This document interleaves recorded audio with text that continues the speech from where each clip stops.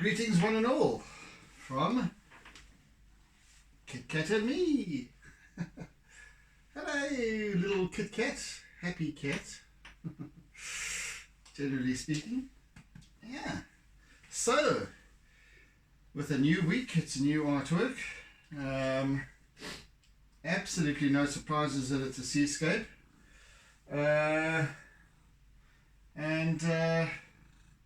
Yes, let's hit it. I have a this is just a straightforward seascape once again.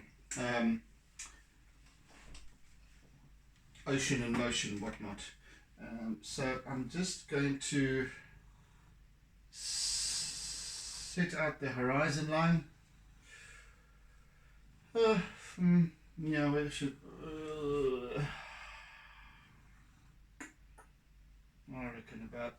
I reckon about there. What do you say? What do you say, Kit Kat? And trusty old T-square. This old T-square is probably a good few decades older than I am. It belonged to my dad. Still does the trick. Let's see. I'm not quite as functional though at this particular hour. Darn it. There we go. See, now I've gone off.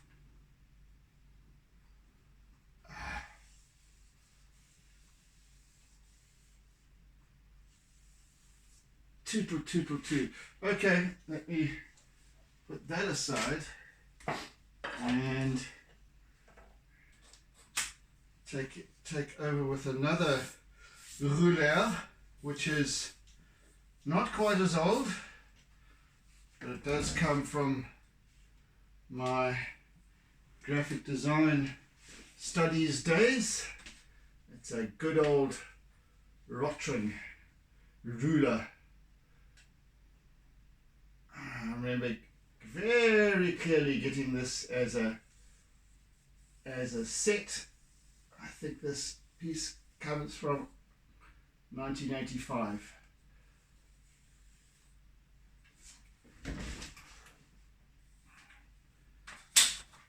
Anyway, right, there we go.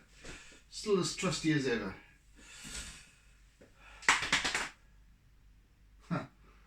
Okay, what next? What next should I do? I think I shall be describing the you know what, actually, instead of starting with charcoal today, I'm going to start with a little bit of white pastel. So it's black and white today for today's session in its entirety. The majority of this piece is white, however, for once. I just need to describe this. We've got this.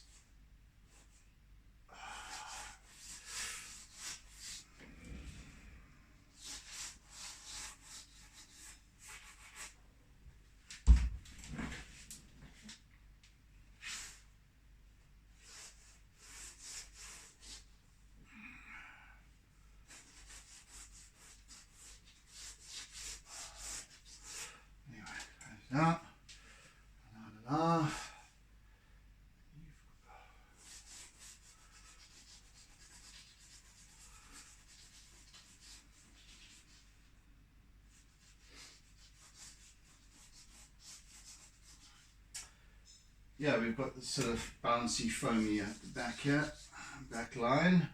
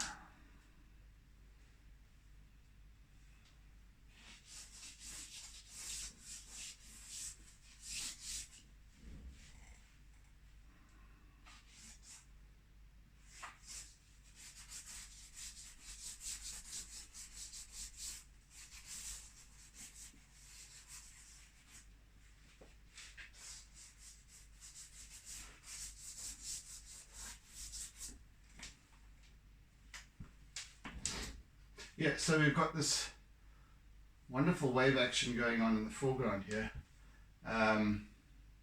and it's kind of, you know, our vantage point here is standing on top of the. In the previous piece, you could see a little tower right over there. That's where I'm standing, and looking down into the waves as they pass by, pass over, or attempt to pass over the rocky outcrop. So this wave here is moving kind of towards that side and moving in that direction, but it's connecting with the rocks over here. So we've got this big spray and what have you down this side. Some rocks in the foreground, just darkness are down at the bottom here, but it's mostly just this energy of surf, and it's quite sort of haphazard because there's lots of just beneath the surface rocks, so I won't be using that just yet. In fact, I won't be using that at all this week. That's my compressed charcoal. It's too dark for this piece. This straightforward charcoal will be sufficient for my darker areas, and I'm using the wrong piece for that. Yes, so location, once again, salt rock, Umhlali beach region. So we've got salt rock, Umhlali, Sharkers rock. The other way around. Salt rock is on the northern side, Umhlali beach is in the middle, Sharkers rock and Sharkers rock tidal pool. In fact, I'm not sure I'll visit that one, but we shall see. I shall visit, but maybe not do any artworks of it. I don't know. I'm really as you know, I am on a tidal pool mission. I find them fascinating. But this piece this particular piece is it's just surf. It's just waves. So I just thought to come back to something which I haven't done for a while, a couple of weeks. But this is looking out to sea. It's looking we're looking kind of in a, if I look that way from here, well, our vantage point out to sea is probably southeast. So looking at the coast, if we're looking at the coastline, I've moved in that direction.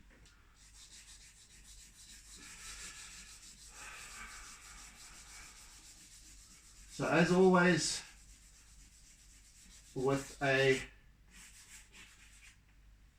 seascape, where there's a horizon line, I need to cheat and I need to use a forbidden item, that being the T-square, and well, items being the T-square and the ruler. You know, for me, where there is a horizon in an artwork, it's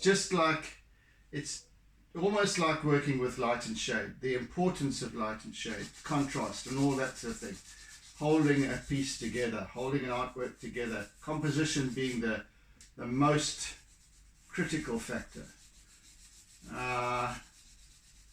Setting the horizon line straight, horizontal, is as critical. If that horizon line was tilted by 2 degrees, it would upset the entire piece.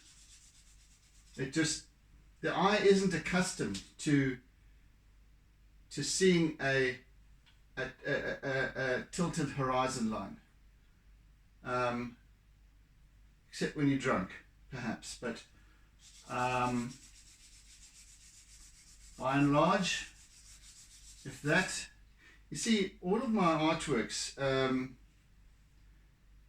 there are qualities about, you know, as you all know, and I go on ad nauseum about not being photorealistic and all that sort of thing, and they really aren't if you were to look close up.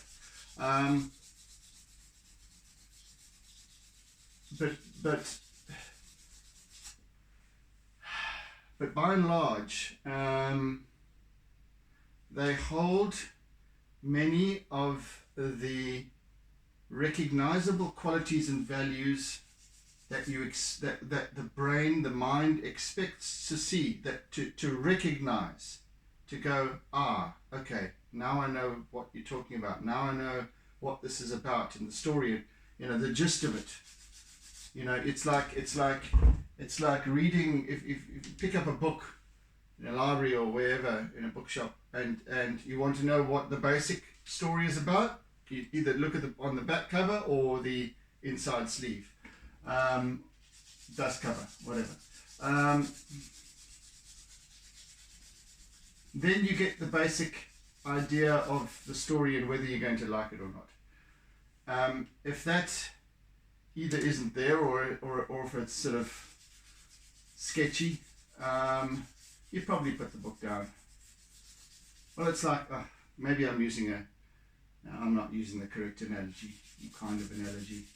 But if this horizon line was tilted, it would speak of an untruth, it would speak of discord, something would not be right, even if it was slightly out, there would be something you go, something's wrong with this piece, and it would basically cancel out everything else, all the focal point and all of that stuff would be cancelled out, just because the horizon line is squiff. I don't know. I'm very pedantic about these things, even when I see it sometimes you see it very seldom in professional photography, but I quite often will see it on Instagrammers who are portraying themselves as professionals but aren't.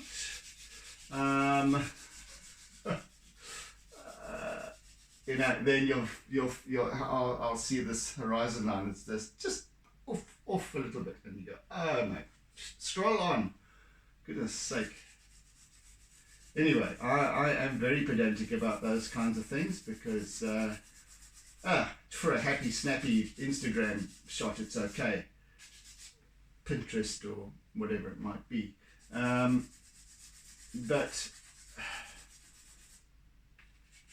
But for something more professional, and of course that's my design training and background coming in, and of course I also did a year of interior design, so that also doesn't help when it comes to being to lining things up and having to, you know, everything in order, because of that technical drawing side of things. Anyway, and of course my dad drummed it into me as well. Yeah, the importance of the basics of technical drawing and of course drawing. So yes, in that sense I'm kind of conservatory. That doesn't sound right. Conservatory. Yeah, sort of is. I don't. Jeez, the word just popped in. Conservatory. It is. I'll kick myself if I think of it later when I'm done. After I'm done.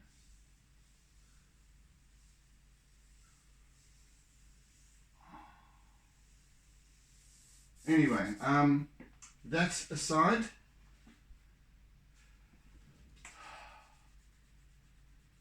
I use this, well, at least part of this session, this first session, to establish and get out of the way those kinds of things, so that now I can let go of this piece.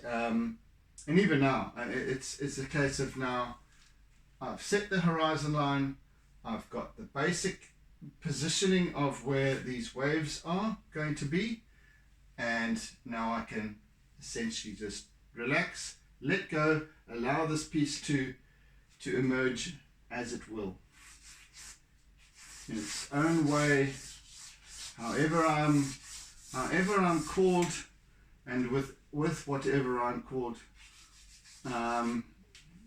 in terms of charcoal, pastel, whatever it might be, to pick up and use wherever it's needed. And I'll work, as you'll notice, throughout this series, I'll work sometimes appearing to be haphazard with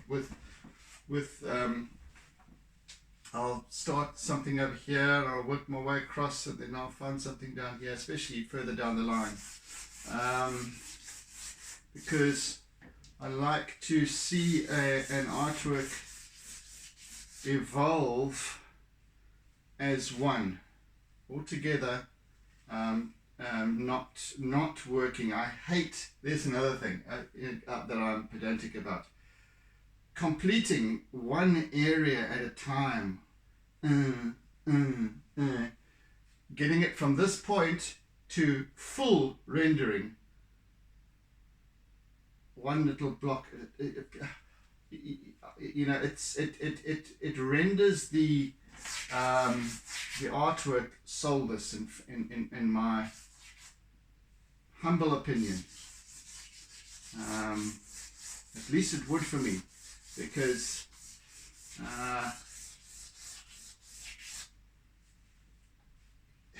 it's like painting by numbers. Then I'm not looking to copy the in fact I'm not looking to copy the reference image or images outright. I'm looking to an interpretation of them, a version of them, but copying, no. So I like to allow the piece to evolve as a whole, as a story, that just kind of unfolds and has, doing it the other way is just, I don't know, there's no excitement to it, there's no character to it, no soul to the artwork. As I said, my humble opinion, and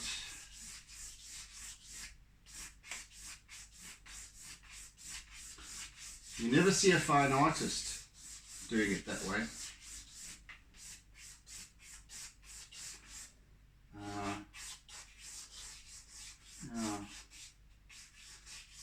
In fact, it's only when attempting, and perhaps this is why I don't like doing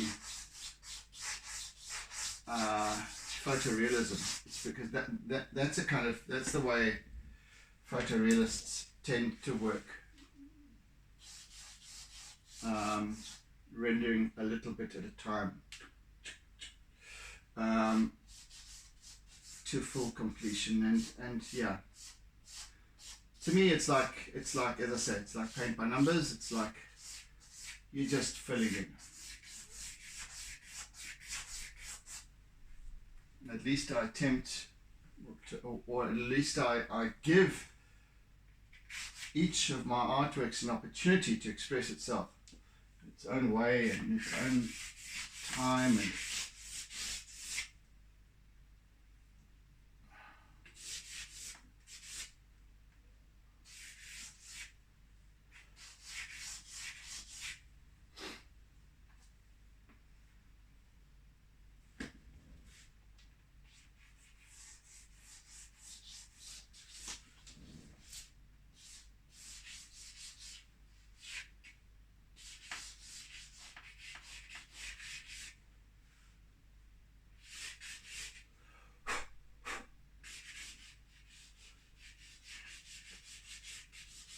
And a bit of a rant, I know, but nevertheless.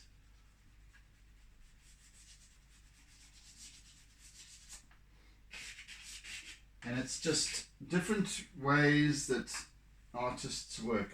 I haven't, it's not a criticism. It's an observation and it's a preference.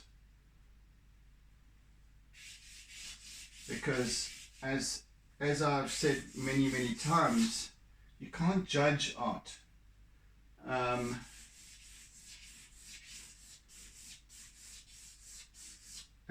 So I can only share my observations about these things and my kind of reasoning or thinking.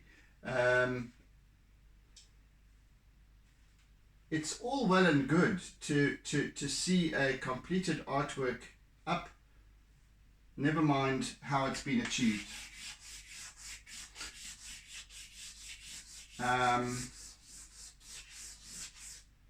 Whether it's photorealism or otherwise. But what I do ask is there perceivable energy in the artwork that you're seeing? And I believe that when an artwork creates itself, that energy, I'm just giving this piece energy, and I've been speaking about that a lot lately. And when I speak of energizing it, I'm feeling this piece. I'm feeling what it's like, once again, to be standing here, observing these waves come rolling in and crashing up against the rocks. I'm hearing the sound of it, the power of it, the smell of it, you know, the feeling of it, the spray and all of that. So I'm kind of encapsulating all of those senses in the energy of this piece. I believe that essence carries through long after the artwork has been completed, gives it soul.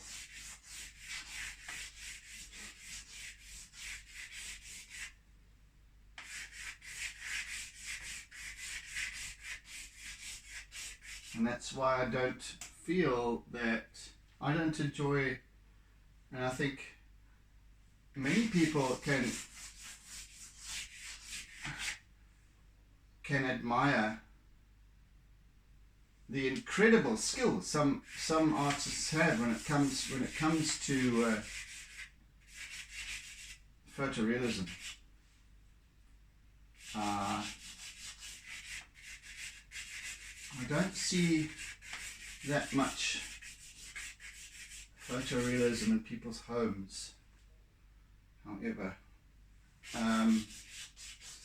abstract, most definitely, an abstract artwork can capture one, possess one even, simply because of there's a strategy behind, and it's maybe an unspoken or unconscious strategy, but it's there nevertheless, and it's there in its composition, in its essence as it came together, the mood that the artist is in when when working on the artwork.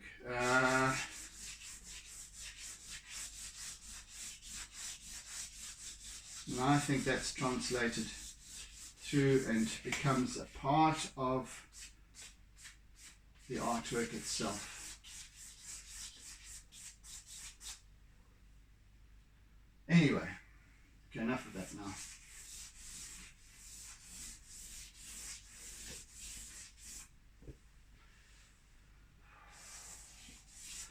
So today I'm just establishing obviously the composition's in place, and now it's a case of just working on the contrast, light and dark.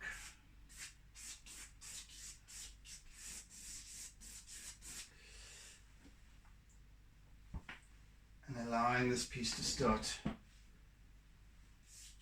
telling its story.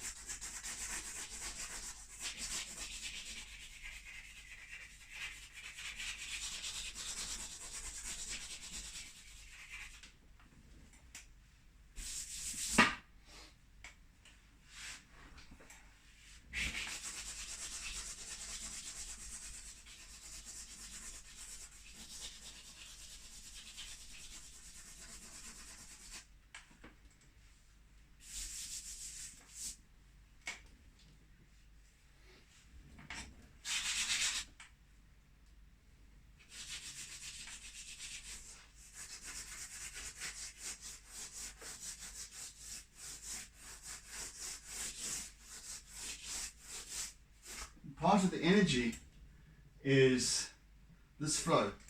So I kind of try to work with how the piece is how the wave is working. Not just this flat rendering.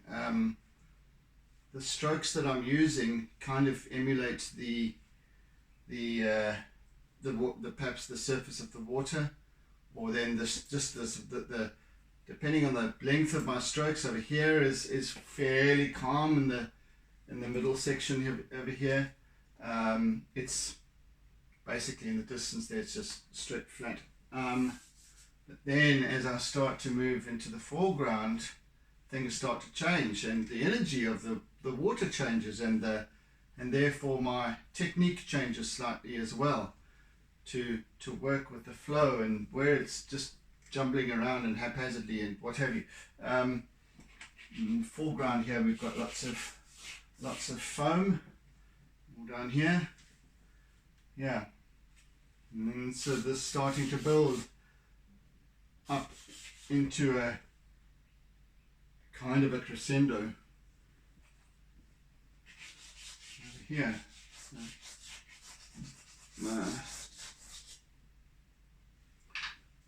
So we'll have two essential focal points for this piece. The one being kind of over here.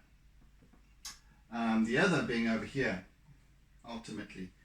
But you'll see, that only will tell its tale right at the end. With the addition of some acrylic and what have you.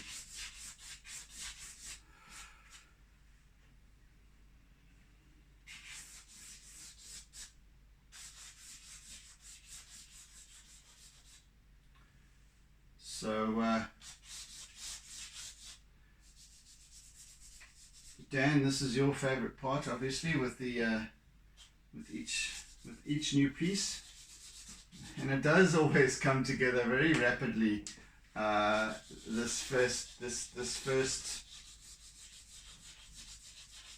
first portion of the laying down of the composition and the contrasting areas, etc.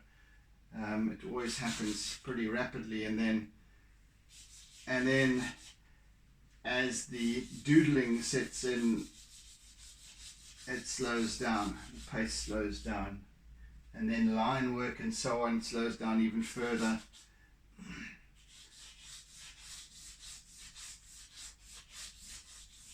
So even in the coming together of the artwork, never mind the subject,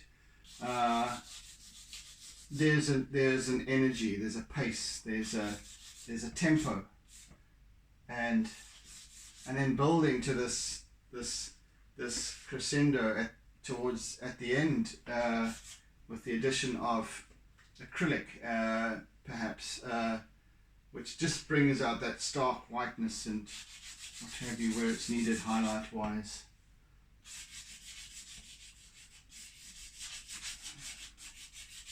So this is why I thoroughly enjoy the experience, and of course each day, each session is a new experience for me,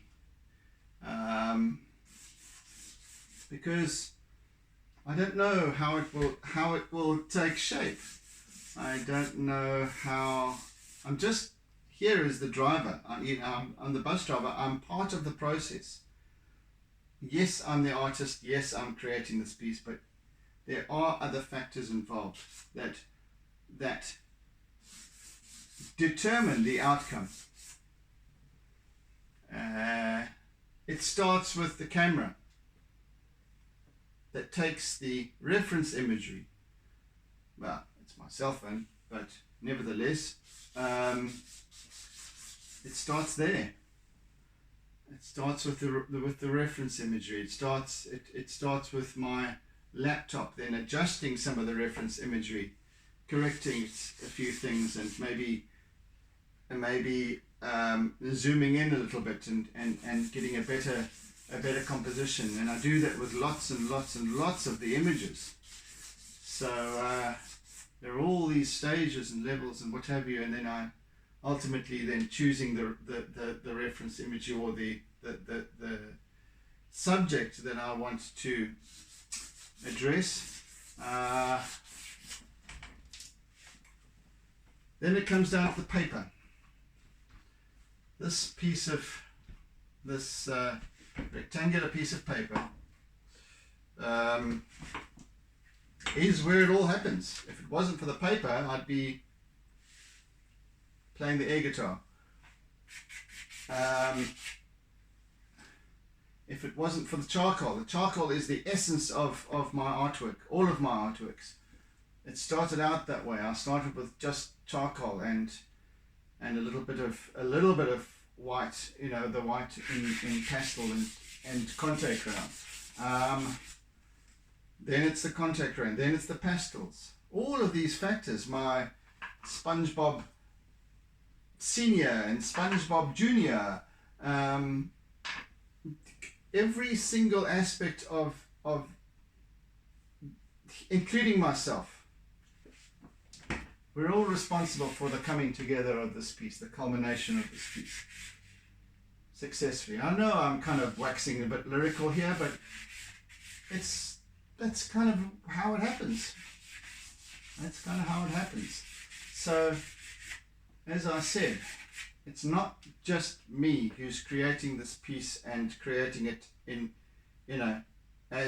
terms of what I see and going from bang to bang, and that's what you get a photograph, or even better than a photograph sometimes.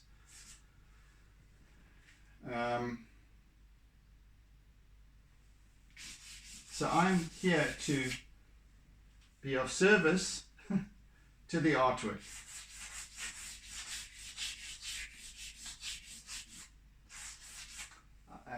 and it might sound like I'm romanticizing the whole process, but that's really what it is, because in letting go of having to have absolute control from the outset on the end result, when I let go of that, man, it comes together entirely of its own.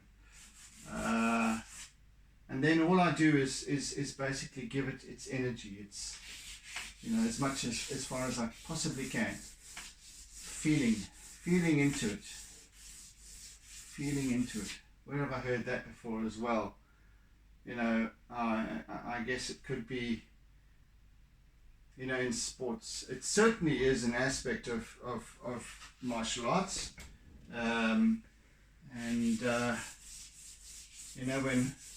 When holding a sword, it's a case of feeling it. I'm not. I am the sword.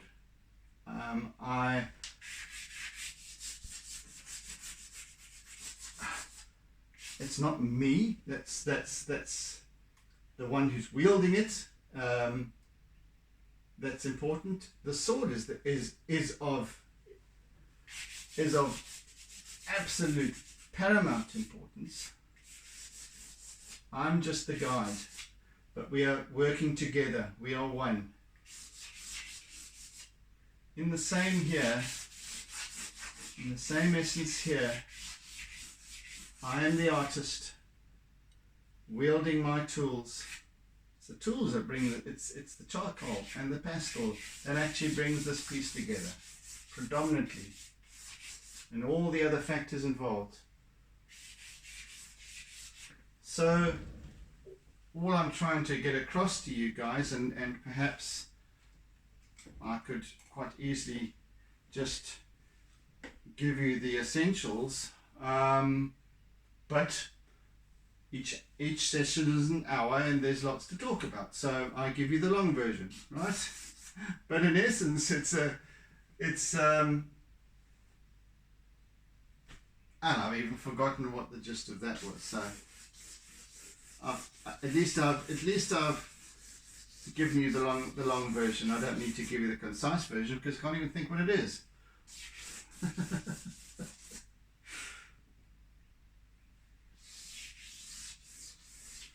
But the artwork tells its own story at the end of the day. And that's what I enjoy about it. That's what I enjoy about sharing my experience, because once again, I am incapable of multitasking in this respect. I can't, and you'll find sometimes I am quiet, especially like when I'm putting my horizon line together and I'm creating the basic composition. I'm not talking as I'm trying to get something right, and here I'm talking the hind leg of a donkey because I'm not having to concentrate. It's just happening. This thing is just coming together all of its own in its own way. It's almost like if you could imagine, and I don't know if any of you are familiar with channeling. Somebody is just receiving from the universe, receiving the message and just talking, just allowing the language to come flowing out. Or it's either spoken or written, when you just sit down and just allow the words to flow. And as a writer, again, Dan, I would imagine that in fact it is exactly the same essence, just to allow that unfolding, just to, as a lyricist as well, so yeah, it's that creative expression. It has a way of coming together all of its own, or at the very least it should be allowed. Just allow it to happen. We tend to want to, sometimes as artists, especially whilst we are still learning. We tend to want to have control, make that look exactly like it. Yeah, it has to look a certain way. No, it doesn't. And I think even at high school, unfortunately we didn't have, maybe fortunately, didn't have art as a subject. And when I think of high school, it's and you get different teachers, of course. Some are better than others. Some are much better than others. It's like being in the army. You've got some instructors are better than others. Very few of them, though. Anyway, but I would imagine that, and I don't need to imagine because I have had feedback from numerous people over the years, is that with art at school, because don't forget now, if it becomes a subject in the whole realm of syllabuses and whatnot, the schooling system, whatever you think of it, stuff has to be marked. Art, yeah, and I don't think that's right. I can understand, perhaps to a large degree, get marked on history assignments, or you get marked on accounting, even language, English, whatever it might be. But art, not so much. Art is subjective, it's objective. I don't think it can be given a mark to say, yeah, that's right, that's wrong. Yes, fundamentally I think that a kid should be given an item. Some of us, we all express ourselves creatively. We all have a creative essence to us. We just express ourselves in different ways. It's not about talent. Talent is something altogether different. Talent is almost on a conscious level, just allowing it to emerge. I don't say that all of us necessarily should be artists. Yes, I think we're talented in different areas. I am not going to be talented as somebody who does cross-stitching or something like that, which requires a great deal of well, that's another level of skill that I'm not capable of.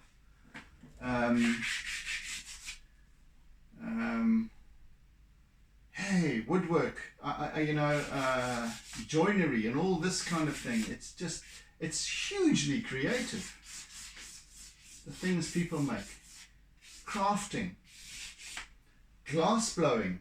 It requires skill, but it also requires dedication to that skill. Nurturing it, allowing it to grow, enjoying it. Goodness gracious me, I think anything that we do, we have to be able to enjoy it. Otherwise, hell, what's the point? Anyway, see, I actually go so far down a rabbit hole that I forget where I started. Sometimes I go so far that I forget to keep an eye on the time as well. But we're okay for now. Yeah, so I don't think that art can be marked, given a percentage. Well, that's okay-ish, or that's very good, or that's very bad. I think, and for that reason, I don't believe really that we should be doing art as a subject at school. Or if we did, it shouldn't be for marks. It should be just for gaining interest. Oh, well, you know, again, that can be argued as well. But it comes down to, you know, and I've seen so many really good artists that are showing such promise at school, and then being told that their artwork is not up to par, and then they lose interest completely in this gift that they have, and that and to squash that is, I think it's sinful, to be honest with you. It's just bloody awful that and I've seen it so many times. Yeah, people just give in.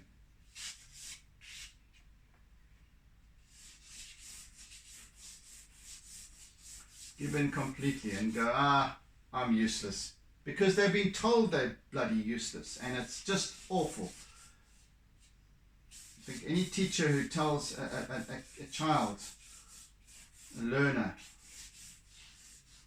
who's trying, you know, that they're useless in any way. It doesn't matter what the subject is. And I'm getting irritated now. But you know, because I've been through that. You know, and somebody as influential as a teacher, head of department nogal, can tell you that you're useless at something, at anything. Sure, I was useless at rugby at school, and therefore was basically branded as being useless across the board. That was problematic for me, because that destroyed not only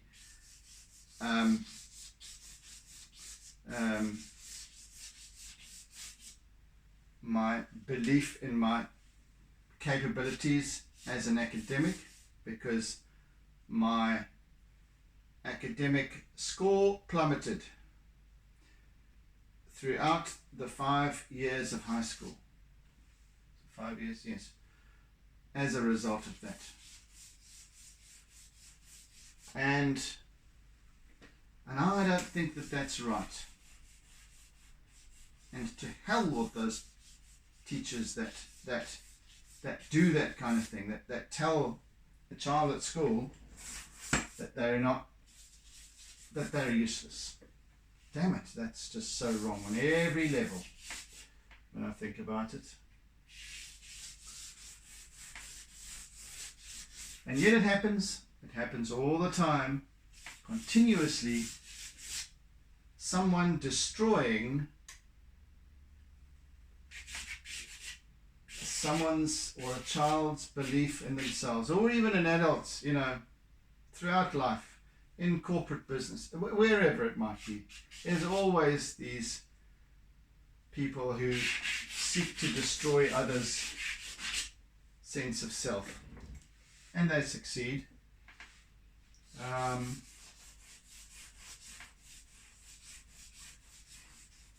Yeah, it's kind of a form of bullying, I guess. Now you get it everywhere, but it's, again, it comes down to then our choice to believe in ourselves.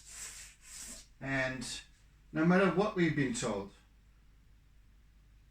we have this creative essence. We can achieve whatever we seek to, we want to, we desire to. Get it? Got it? Good.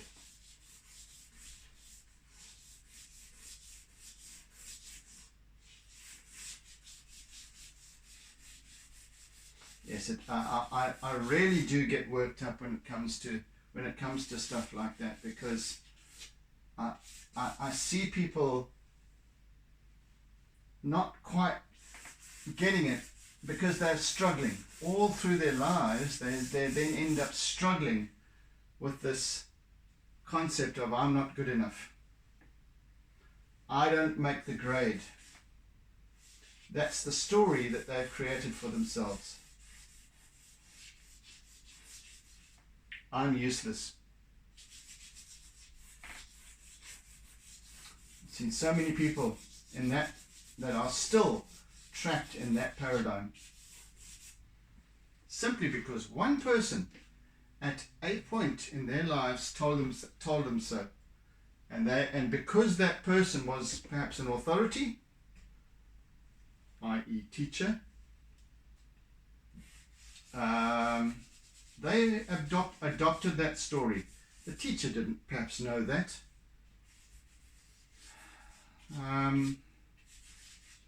They might have even just mentioned in passing one day that you're blooming useless, because the teacher got frustrated and you're absolutely useless and you're a useless student, and maybe. But then that starts the teacher forgets. The student, it sinks in. It sinks in and becomes their story. It becomes their limiting patterns of behavior and all the other stuff that goes with it. And then you have what ends up being a mediocre person through choice. I can't do that. That's not. I can't. That's beyond me. That's beyond me. I'm not really capable of that kind of stuff. I'm not creative. I haven't got a creative bone in my body. How do we make things happen in life, though? How do we make life happen for us the way we want to do it? For the most part, we end up painting by numbers because we take what others tell us to do, and we just do that, and then we become content rather, with just mediocrity. We should never ever. That mediocrity isn't something we can strive for, is it? Well, we've got this. When we've got one cancels out the other. If we try to be an achiever, and yet our thinking and makeup is mediocrity, one cancels out the other. Never happens. I don't believe in being mediocre. I don't think I'm particularly special, because I think that we all have our own journeys to travel, and we have our own challenges to face along the way, our own demons and what have you. But as long as we can realize that, hey, there's something that this is my unique essence. This is who I am. To follow that and to go, you know what? I'm not so bad after all. I'm not so useless after all. Maybe there's something I could explore here, and just let go of the rubbish that I've been told and the rubbish that I've bought into. Anyway, it's like that.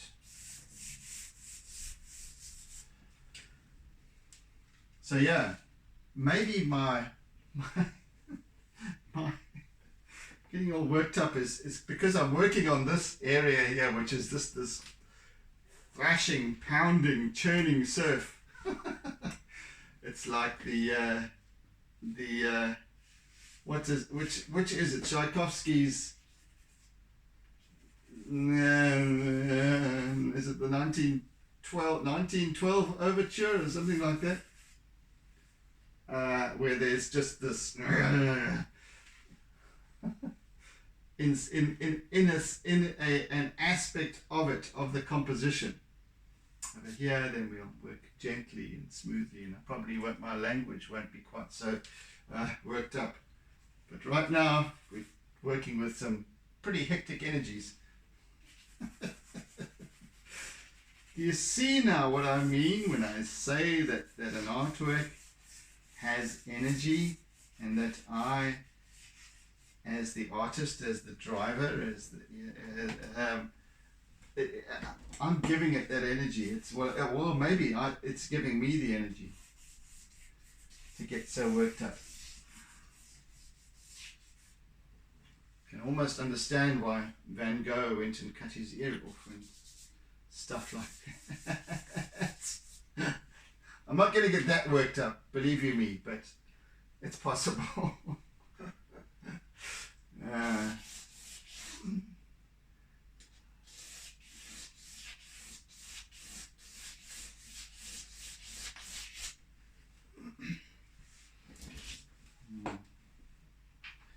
It is entirely possible.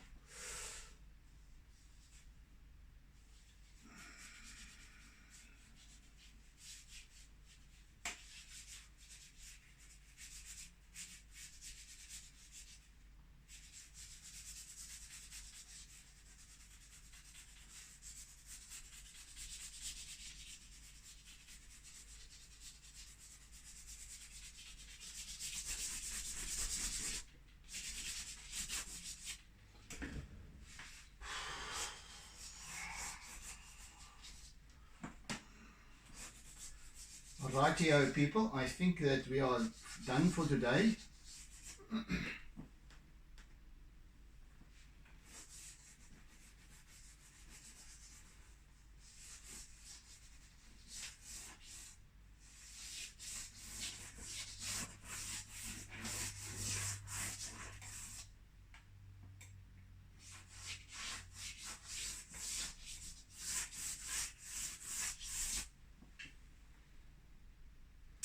Beautiful.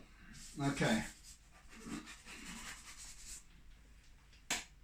Right, that's it, folks. That's the gist of it, anyway. Let's take this off completely.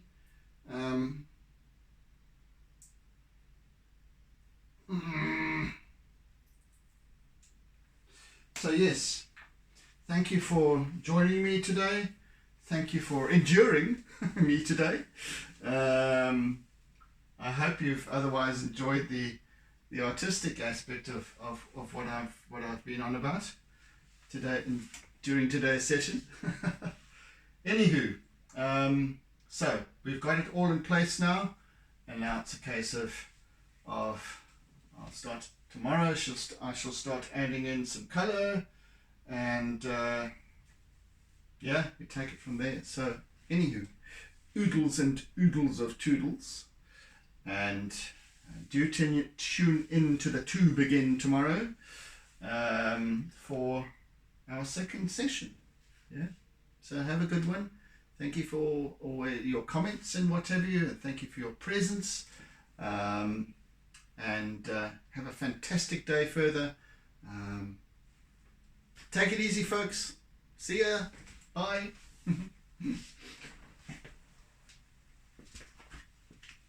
Don't forget to doodle.